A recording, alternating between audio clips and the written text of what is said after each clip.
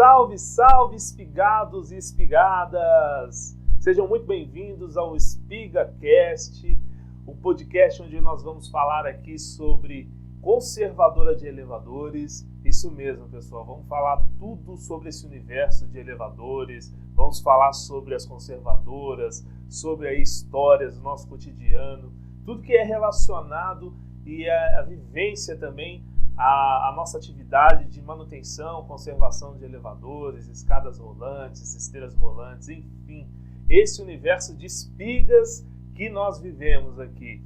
E eu quero deixar já um recado para vocês que estão chegando agora aqui, conhecendo. Meu nome é Bruno Sacramento, eu faço parte aqui da Ecolift, empresa de manutenção e conservação de elevadores, e o intuito do canal é trazer aí conteúdo para vocês que querem iniciar a sua conservadora ou que pretendem aí melhorar os resultados também da sua conservadora. É isso que a gente vai trazer aqui no nosso canal, trazer aqui de conteúdo para vocês.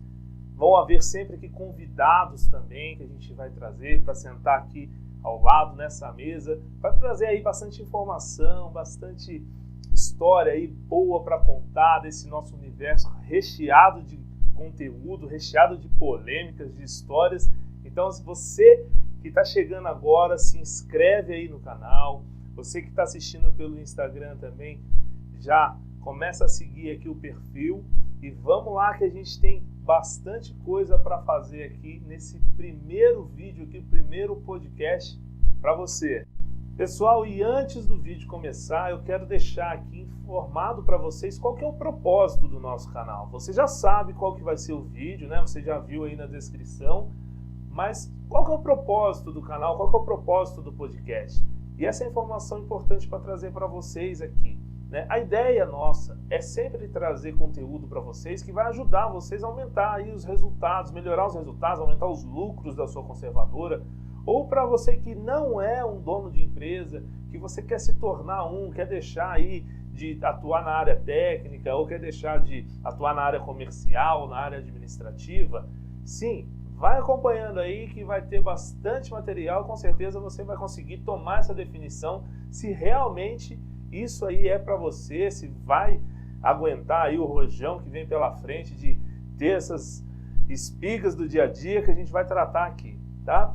Então, esse é o nosso intuito, esse é o nosso propósito, trazer conteúdo para vocês. Eu não sei tudo, com certeza vou aprender muito aqui com os convidados que vão vir, vou aprender muito com vocês também, que vão trazer aí dúvidas nos comentários ou as opiniões de vocês, e vai ser um bate-papo super legal para a gente aí conseguir cada vez mais melhorar nosso setor, melhorar nosso mercado para isso, tá bom? Então, vamos lá, bora pro vídeo agora.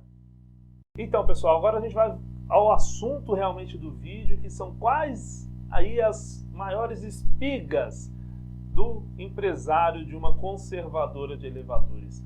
O que realmente a gente enfrenta pela frente? Qual que é aí as nossas maiores dificuldades? Quais são elas? E como que a gente resolve isso tudo também, né? Não adianta aqui só colocar aí os problemas e não apresentar um pouco das soluções para vocês. Então, eu listei aqui 3 dessas dificuldades aí, que são uma das maiores que a gente tem, né, para trazer para vocês. Pessoal, primeira dificuldade aí que eu quero falar com vocês hoje, nesse vídeo, são os altos custos de operação de uma empresa conservadora. Caramba, isso aí dá um mega título, né? Mas porque realmente é um problemão que a gente enfrenta aqui. Quais que são aí os principais custos, né, entre eles de aluguel da sede, telefonia, funcionários, combustível, carro, ferramenta, o prolabore dos sócios, porque a gente também não está aqui para trabalhar na faixa, né? A gente precisa ganhar porque aqui é o nosso trabalho e aqui que a gente tira nosso sustento. Então essa é uma dificuldade muito grande aí que as empresas enfrentam, e principalmente as empresas que estão começando, né? As empresas que estão iniciando aí vão se deparar com esses altos custos, né, esses altos custos da operação, e muitas das vezes não tem receita suficiente para cobrir isso tudo, né? E aí começa já uma dificuldade gigante aí que os conservadores de elevador, né, as empresas conservadoras de elevador têm a nossa atividade, tá? Então como é que você soluciona isso? Não existe passo de mágica, não existe um milagre aqui do cara colocar a mão aqui e resolver que eu sei tudo. Não, vamos lá, tem muita coisa para estudar nesse ponto aí. Um dos detalhes aqui que a gente tem que ver, por exemplo, você tem um carro próprio e esse carro dá muita manutenção, você tem muita despesa, talvez uma solução seja a locação de um carro, ao invés de ter um carro próprio. Você pode estudar isso, tem muito especialista aí que fala sobre custo de carro alugado, custo de carro próprio, enfim. Isso daí já é um ponto principal aí que você consegue ver, entender isso muito bem, tá? Para você conseguir ver qual custo vai se adaptar melhor aí à sua realidade, à sua conservadora. Outro ponto aí que a gente pode ver é com relação à mão de obra, pessoal, mas muito cuidado nisso, tá? Não vai dar jeitinho com funcionário, isso é muito errado.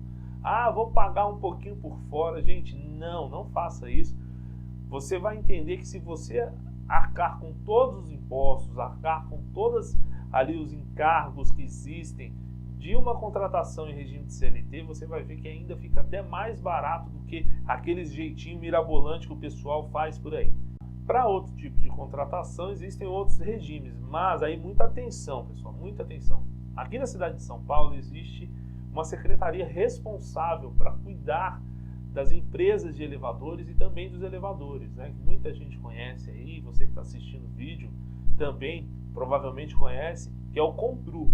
E o CONTRU faz exigências para as empresas conservadoras e uma delas é o número de funcionários. Então você tem que manter essa equipe registrada em regime CLT, com os encargos todos pagos, recolhidos, tudo certinho. Então, muito cuidado nisso daí, pessoal, de achar que vai dar um jeito, que a gente põe ali, põe no papel, põe um pouco por fora, ou sei lá, não faz nada de contratação só no boca a boca. Muito cuidado nisso daí. Peça orientação ao seu contador, que ele vai conseguir com certeza te orientar muito bem nisso daí, tá? Mas conselho aqui que eu te dou, faz certinho, paga o que tem que pagar, porque lá na frente às vezes a conta fica bem pior, tá bom? E outras questões aí, como combustível, estratégia de deslocamento, isso é muito, muito importante, pessoal. Fazer um planejamento do deslocamento. Tá certo que na nossa atividade tem muito deslocamento aí que são inesperados, né? Que é o chamado. Claro, a gente nunca sabe quando vai parar um elevador. Se a gente soubesse, a gente se antecipava e estava lá para ele não parar, não é mesmo? Só que a gente tendo uma boa rotina de preventiva com os clientes que tem ali, tendo uma boa rotina dos serviços de reparo, troca de peça, fazer uma boa logística, uma boa rotina de deslocamento vai te, aí com certeza, economizar muitos reais, aí, muitos dinheiros, porque realmente o combustível está muito caro ultimamente e você tem que se atentar a isso, tá? Pessoal, outros custos aí de fornecedores, de aluguel, aí varia muito, né, de empresa para empresa, como por exemplo a sede que você vai ter, se é um galpão, se é um pequeno prédio, se é o fundo da garagem, aí você tem que atentar à legislação, né, da sua cidade para ver se o local que você está instalando a sua empresa está de acordo com as exigências da prefeitura da sua cidade aí. Então isso tudo tem que ser tudo muito bem preparado, muito bem estudado aí para você, por exemplo, não iniciar um contrato de locação de repente de um imóvel e passou alguns meses, você viu que aquele imóvel não é compatível com a sua atividade e ter que, por exemplo, sair de lá, pagar multa de rescisão contratual porque você está saindo antes do tempo e você não se atentou que ali não era um local que seria viável e permitida a atividade de conservação de elevadores. Então, muito cuidado nisso daí, porque eu já vi gente, infelizmente, tendo dificuldade na hora da locação e aí, por desespero, aluga o primeiro que vê e depois tem que sair correndo de lá porque aquele local ali não é permitido a instalação de uma empresa de manutenção de elevadores. Então, muito cuidado com isso aí, pessoal. E aí, Espiga, eu quero falar com você agora do segundo item aqui da relação de quais os itens que a gente fica mais espigado aqui, qual a maior espiga dos empresários das conservadoras de elevadores, que é a mão de obra.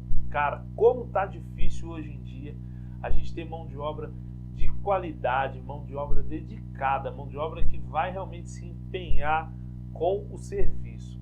Então, a minha sugestão aqui, esse bate-papo que eu estou tendo com vocês através aqui da plataforma, é o seguinte: realmente verifique a pessoa que você está contratando, pegue as referências aí da empresa que ele já trabalhou, porque muitas das vezes, na hora da entrevista, aí esse profissional, ele sabe tudo, ele vai fazer tudo dentro da sua empresa, tudo aquilo que você pedir para ele faz. Chega na hora realmente da atividade, o cara chega atrasado, falta, dá cano durante o dia, sai mais cedo, fala que fez e não fez. Infelizmente a gente tem visto isso muito. E a construção civil, por outro lado, pessoal, ela está construindo mais prédios e os elevadores estão sendo instalados numa velocidade que a mão de obra não está sendo formada, infelizmente. A gente não está conseguindo aí atender mercado, tá? De questão de repor mão de obra na mesma velocidade que estão sendo instalados novos elevadores. Então, assim, muita gente tenta começar na área, depois verifica que isso não é para mim, eu vou fazer outra coisa. Infelizmente, tá difícil de conseguir gente para trabalhar. Então, se você está vendo esse vídeo aqui e não é da área e quer trabalhar com elevadores, saiba que é uma carreira muito promissora. Você pode aí ter salários muito bons, né? E se você se dedicar, se você for um bom profissional, quiser aí realmente aprender a profissão, você vai ter bons salários aí e realmente portas abertas nas maiores empresas aí que você quiser trabalhar, tá? Se você tiver um bom currículo, tiver boas referências. E voltando a falar com você aí, espiga, dono de conservadora, realmente a gente tem dificuldade nisso. Então, mão de obra, zele por ela, mas de forma também que ela zele pelo emprego que tem, tá? Então não é só um lado, a gente é uma troca, a pessoa trabalha e a gente paga. Então é nesse ponto aí que a gente tem que verificar muito bem, tá bom? Fiscalizar sempre os serviços que são feitos, pedir fotos para montagem de relatório, apresentação de relatório para cliente. Isso tudo é muito importante, gente. A gente às vezes se pega numa rotina tão rápida, tão atarefada, tão cheia de coisas, e que às vezes a gente não consegue aí atender todas as demandas do dia. Mas é muito, muito importante mesmo que a gente verifique os serviços que estão sendo executados, tá? Seja tudo relatado através de ordem de serviço. Hoje em dia tem aplicativos aí que fazem isso também, que o pessoal às vezes não consegue escrever, não lava nem a mão para preencher uma ordem de serviço, né? Infelizmente. E a gente se depara aí com um documento tudo sujo de graxa. Então, treinamento da equipe para esse tipo de coisa não acontecer, tudo aí para correr bem, para que tudo aconteça da melhor forma possível, tá bom? E o terceiro ponto aqui que eu queria deixar para vocês, que é bem próximo aí, que trabalha quase lado a lado com o ponto anterior, que é a mão de obra. Esse terceiro ponto é a concorrência, que muitas das vezes é desleal, tá? Não estou falando que é sempre, mas muitas das vezes. E infelizmente, pessoal, isso aí vai acarretar numa dor que existe no mercado hoje, de preços aí que estão ficando cada vez mais impraticáveis. Veja você numa situação seguinte: você vai e faz uma vistoria no elevador aí de um condomínio, de um prédio empresarial, e você vai lá e oferece um valor de manutenção X. E aí o cliente aí, por sua vez, para tentar barganhar alguma coisa, para tentar aí buscar uma redução, ele abre para você quanto que ele paga de manutenção hoje. E aí você vai lá e cobra a sua oferta. Beleza, você assina o contrato, todo mundo feliz, você captou o cliente vai pagar mais barato, e aí é que a vida vai começar ali a acontecer.